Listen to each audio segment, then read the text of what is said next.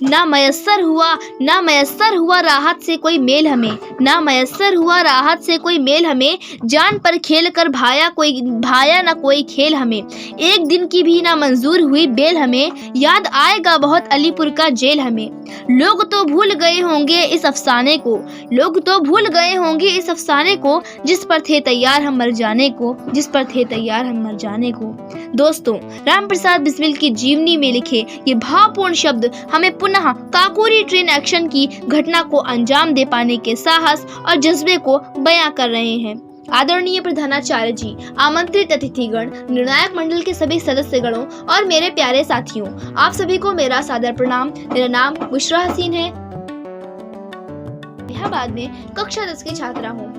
आज हम सभी यहाँ पर आजादी के अमृत महोत्सव की इस स्वर्ण बेला में काकोरी ट्रेन एक्शन की साहसी घटना को याद करने के लिए एकत्रित हुए हैं, जिसे अब तक हम केवल कहानियों में सुनते और पढ़ते आए हैं। तो आइए आज थोड़ी देर के लिए ही सही, लेकिन इस घटना को जी कर देखते हैं।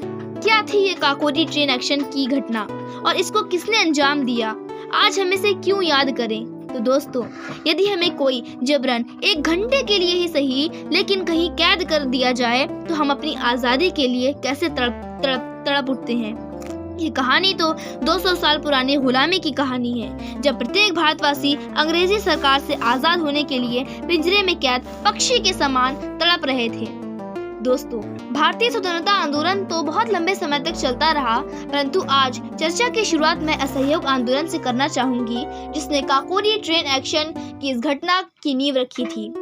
जब 1920 ईस्वी को गांधी जी के नेतृत्व में पूरे देश के लोग अंग्रेजी सरकार के साथ असहयोग करने के लिए तैयार हो गए, तो चाहे वो देश के हर वर्ग, चाहे वो महिला हो, बच्चे हो, मजदूर, कर्मचारी, सभी लोग एक आशा के साथ इस आंदोलन में जुड़ गए। और ये आशा क्या थी कि हो ना हो अंग्रेजी सरकार की गुलामी से हम अब मुक्त हो जाएंगे। असहयोग आंदोलन बड़ी सफलता के साथ चल रहा था, वो अपने चरम पर पहुंच गया था और यहाँ तक कि ब्रिटिश सरकार इसको कुचल पाने तक का सामर्थ्य नहीं जुटा पा रही थी, क्योंकि इसकी नींव ही अहिंसा पर टिकी थी। गांधी जी का पूरा संकल्प था कि हिंसा का एक अंश भी इस आंदोलन में बर्दाश्त नहीं किया जाएगा, लेकिन फरवरी 1922 ईस्वी को वो हुआ जो नहीं होना चाहिए था। गोरखपुर के चौरी चौरा कांड ने जनता की आशाओं पर एक प्रश्नवाचक चिन्ह लगा दिया। क्या था ये चौरी चौरा कांड?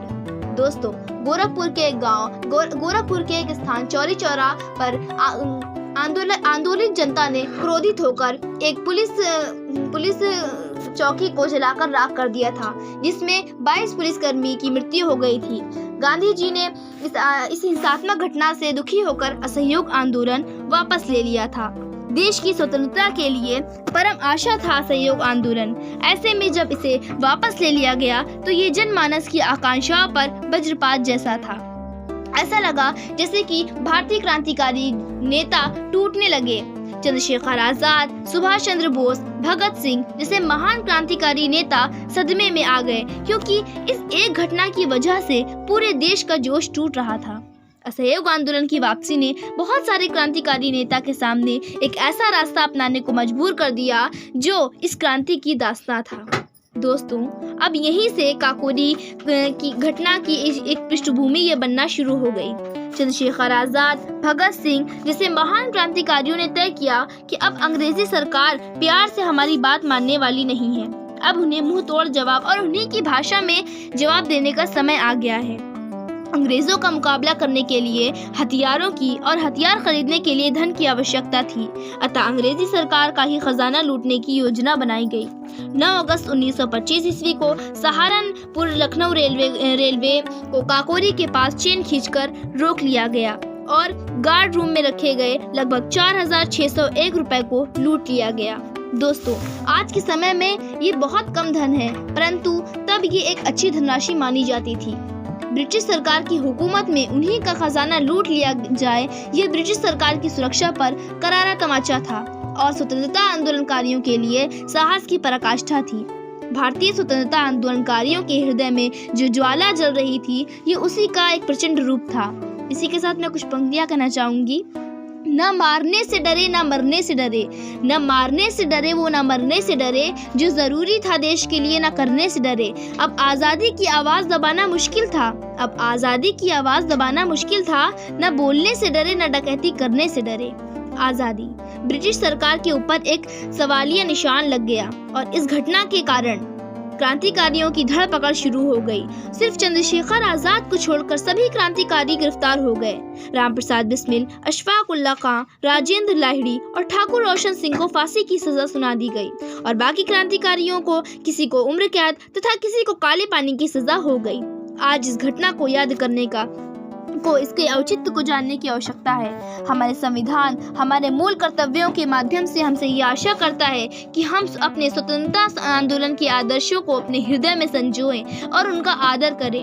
अगर हमें एक छोटी सी सुई अनजाने में ही सही लग जाती है तो दोस्तों बड़ा ही दर्द होता है, लेकिन जानबूझकर सीने पर गोली खाना और फांसी के तख्तों पर झूल जाने का साहस केवल याद करने का विषय नहीं है बल्कि पूजने का भी विषय है।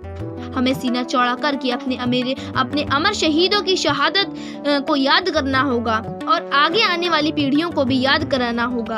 अमर शहीदों की जो बलिदान की कहानी है केवल सुनने में तो बहुत अच्छी लगती है, परंतु जीने का भाव भी आ जाए तो आत्मा कांप उठती है। अब मैं कुछ पंक्तियों के साथ अपनी वाणी को विराम दूंगी।